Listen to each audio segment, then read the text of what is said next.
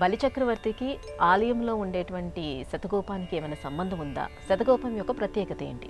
బాగుందమ్మా. బలి అంటే లోకంలో ఒక రకమైనటువంటి ఒక దురభిప్రాయం లోకంలో ఉంది. ఏమి రకమైన దురభిప్రాయం ఉందంటే, ఇంతింతై వటుడింతై మరియు తానింతై నభో వీధిపైనంతే అని మనందరికీ తెలిసినటువంటి పద్యాలే. ఈ పద్యంలో ఆ వామనుడు ఆ త్రివిక్రమావతారంలో ఈ బలిచక్రవర్తిని అనగదొక్కేశాడు. 2 అడుగులు, 1 అడుగుతోటేమో మొత్తం భూమిని ఆక్రమించాడు, 1 అడుగుతో ఆకాశాన్ని ఆక్రమించాడు. అందరికి తెలిసిన కథే. 3వ అడుగు ఎక్కడ, నువ్వు 3 అడుగులు ఇస్తానన్నావు కదా, 3వ అడుగు ఎక్కడంటే నా నెత్తి మీద పెట్టన్నాడు అనేసరికి ఆ నెత్తి మీద పెడితే కిందకి తొక్కేశాడు, పాతాళానికి తొక్కేశాడు అని మన కథ చెప్తారు.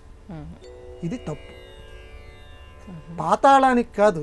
మరి నిజానికి అంతటి భక్తుడు ఎవరన్నా ఉంటారమ్మా? గురువు గారు చెప్పాడు, శుక్రాచార్యుల వారు చెప్పాడు, వరే వచ్చింది శ్రీహరిరా, వాడు నిన్ను అనగదొక్కుతాడురా, ప్రాణం పోయేటువంటి సమయంలో అబద్ధం ఆడినా పర్వాలేదురా అని అంటే మాట తప్పను నేను. అంతటి వాడు ఆదిని శ్రీసతి కొప్పుపై తనువుపై అంశోత్తరీయంబుపై అని చెప్తూ అంతటి గొప్పతనం చూపించేటువంటి చెయ్యి కింద ఉండటం, పైన చెయ్యి నాది ఉండటం ఎంత గొప్ప అన్నాడు. ఎందుకంటే దానం తీసుకునేవాడు చెయ్యి ఎప్పుడు కూడా కింద ఉంటుంది, దానం ఇచ్చేవాడు చెయ్యి పైన ఉంటుంది. ఆ విష్ణువు ఈ లోకాలన్నిటినీ ఏలేటువంటి వాడు, ఈ లోకంలో వ్యాపించి ఉన్నటువంటి విష్ణువు నన్ను ఇలా అడుగుతున్నాడు. ఎంత గొప్ప! ఈ శరీరం ఉంటే అంత, పోతే అంత, నేను ఇస్తున్నాను వాడికి ధారాపూర్వకంగా అని చెప్పి, ఈ శరీరం ఏమైపోయినా పర్వాలేదు నేను ఇస్తాను అని చెప్పాడు. అటువంటి గొప్ప భక్తి, దైవం మీద అంత భక్తి ఉన్నటువంటి వాడు, మాట మీద నమ్మకం ఉన్నవాడు, లోకానికి ఒక గొప్ప పాఠం నేర్పినటువంటి వాడు, ఇచ్చిన మాట ఎవరు తప్పకూడదని.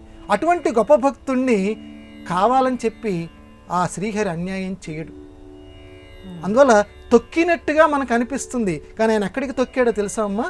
తలాతల లోకము అని ఒకటి ఉంది కింద, ఆ తలాతల లోకానికి తొక్కేశాడు. ఆ తలాతల లోకం అంటే ఏంటమ్మా? అది దాంట్లో మొత్తం దిక్పాలకులు ఉన్నారు, ఇంద్రుడు యముడు ఇలాంటి దిక్పాలకులు ఉన్నారు.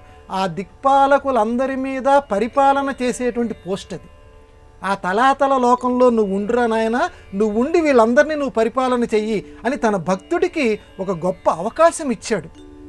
బలిచక్రవర్తికి అంటే బలిచక్రవర్తి అంతటి గొప్ప భక్తుడికి, ఎందుకంటే అంత మాట మీద నిలబడ్డావు, నాలాంటి వాడికి నువ్వు దానం ఇచ్చావు, కాబట్టి నీ పేరుని నేను శాశ్వతం చేస్తున్నాను. లోకంలో ఇప్పటికి కూడా బలి బలి అంటారు, ఒక త్యాగానికి బలి అంటారు.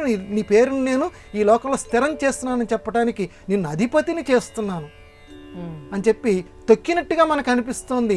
తలాతల లోకానికి అధిపతిని చేశాడు. అందువల్ల స్వామివారి పాదాలు తొక్కబడినటువంటి తలకి చిహ్నంగా, మరి మనకి ఆ పాదాలు దొరకవే ఈరోజు. స్వామి మా నెత్తి మీద కూడా తొక్కవయ్యా, మమ్మల్ని తలాతలం చేస్తావో నీ ఇష్టం అని చెప్పి మనం ఈరోజు అడిగితే, మరి మిమ్మల్ని కూడా నేను అటువంటి అదృష్టం మీకు కలిగిస్తానని చెప్పటానికి శఠగోపం కింద ఆ పాదుకల్ని దేవాలయంలో ఉంచారు. ఆ బలిచక్రవర్తిని తొక్కినటువంటి పాదాలు ఏవైతే ఉన్నాయో ఆ పాద చిహ్నాలు ఇప్పటికీ కూడా మనకి శఠగోపం మీద కనిపిస్తాయి. కాబట్టి బలిచక్రవర్తిని తొక్కినటువంటి ఆ విష్ణు పాదం మన నెత్తి మీద కూడా పెడతారు పూజారులు చేస్తూ. కాబట్టి అప్పుడు భక్తిగా మనస్సులో మనం ఆ వామనావతారాన్ని తలుచుకుంటూ ఉండాలి. తలుచుకుంటూ ఉంటే, వరి నాయన ఆ రకంగా బలిచక్రవర్తిని ఎంత ఉన్నతుణ్ణి చేశావో, ఇదిగో నీ పాదుకల్ని మేము నిన్నందరం నెత్తి మీద పెట్టుకుంటున్నాం, మమ్మల్ని కూడా ఉన్నతుల్ని చెయ్యి అని చెప్పి హరిని మనం మనస్సులో స్మరించుకోవాలి. అందువల్ల హరి పాదం పాద కాబట్టి అది శఠ గోపము. శఠ అంటే పాపం, గోపము అంటే గోప్తం చేసినది, అంటే రక్షించున్నది, అంటే పాపాల నుంచి దాచిపెట్టేటువంటిది, పాపాల నుంచి కాపాడేటువంటి పాదుకలు కలిగినటువంటిది. కాబట్టి దాన్ని శఠారి, శఠగోపం అనేటువంటి పేరుతో ఈనాటికి దేవాలయాల్లో మనం నమస్కారం చేసినప్పుడు మన నెత్తి మీద పెడతారు.